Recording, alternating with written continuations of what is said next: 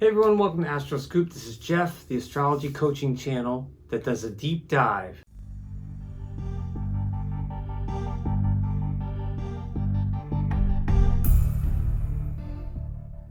Welcome to the channel. If you're new, thank you for stopping by. Please consider the subscribe button. So those countries include the UK, Canada, Egypt, Indonesia, and there's some others. But those four, thank you so much. If you're watching right now in those countries, I truly appreciate. So what does a person born under the rulership of Pluto need from an astrologer? Also, how do symbols of the Scorpion sign matter?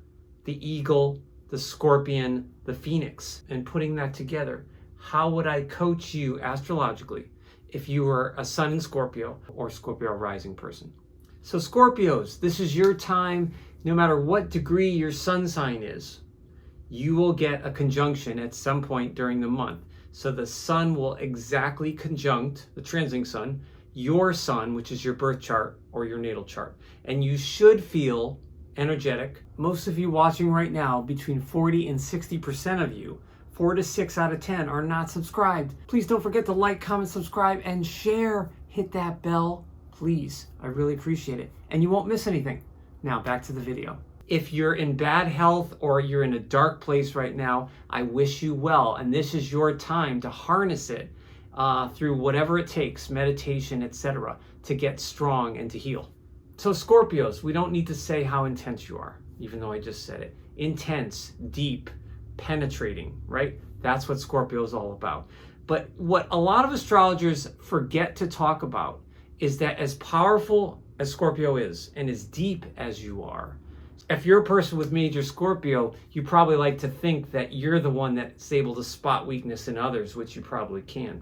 Just remember, all the signs are energy and have strengths and weaknesses, and that includes Scorpio. Immediately, I would figure out, how are you charismatic? Your unique charisma that you bring to your work, to your hobbies, to your family and friends or a loved one. What is it about you that is special and unique and charismatic?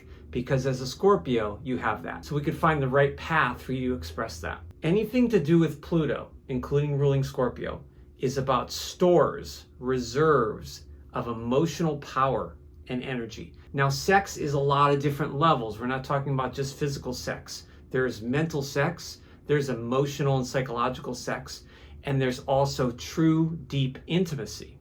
And that's something that Scorpio can strive for. I would try to draw on your magnetism and your strength and your willpower, because basically you can sit down at a task and you have strong concentration, unless you have ADHD or something like that that you struggle with. For the most part, Scorpio is all about passion, but the passion can have its downsides. It can lead to obsessive behavior, and you have to watch out for being too secretive and guarded. You don't want to tell everyone everything, but you should learn for your mental and spiritual health to let go a little bit and share a little more about yourself.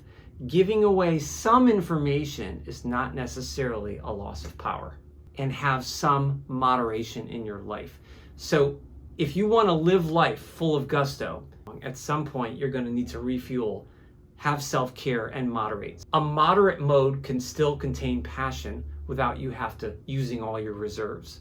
Transiting Mars, which is energy, is in Scorpio right now. He or she would have Mars in Scorpio along with Sun in Scorpio.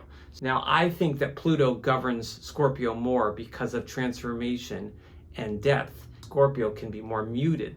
But what does this mean for the transit? And what does it mean if you have Mars in Scorpio? Mars and Scorpio people are incredibly alluring, charismatic, sexy. They have a lot of willpower, and they're very single-minded. But they can also be very moody, possessive, and bent on righting wrongs that aren't necessarily worth the fight. If Scorpio feels cut, look out, because the Scorpio Mars person may perceive that as something bigger than it is. But you have to get over or your need to control. If you can move beyond that, you can really get in touch with strong, watery intuition and that penetrating insight that you can read the room. Or immature Scorpio person would be the Scorpion. So the Scorpion is protective and guarded and can lash out suddenly after staying still for long periods. So you want to try to rise above that. Next would be the eagle, but it also soars and it rises above some of those more petty grievances and some of those smaller battles that don't need to be fought. The phoenix would be the ultimate Scorpio type person. This is the healer, the shaman, the holistic practitioner, a very positive scientist, chemist, that kind of thing, where the phoenix energy of rising from the ashes truly understands hurt and suffering and support others through their own transformation. So Scorpio people, this year, you should be feeling stronger, but you have to find ways to self-care and moderate a little bit. Thank you so much for stopping by, Scorpio Part 2. Scorpio people, happy birthday. This is your time to heal. Hopefully this is your time to feel energized. Don't forget to like, comment, subscribe, and share, and all that good stuff. Until the next time, stay safe and be yourself.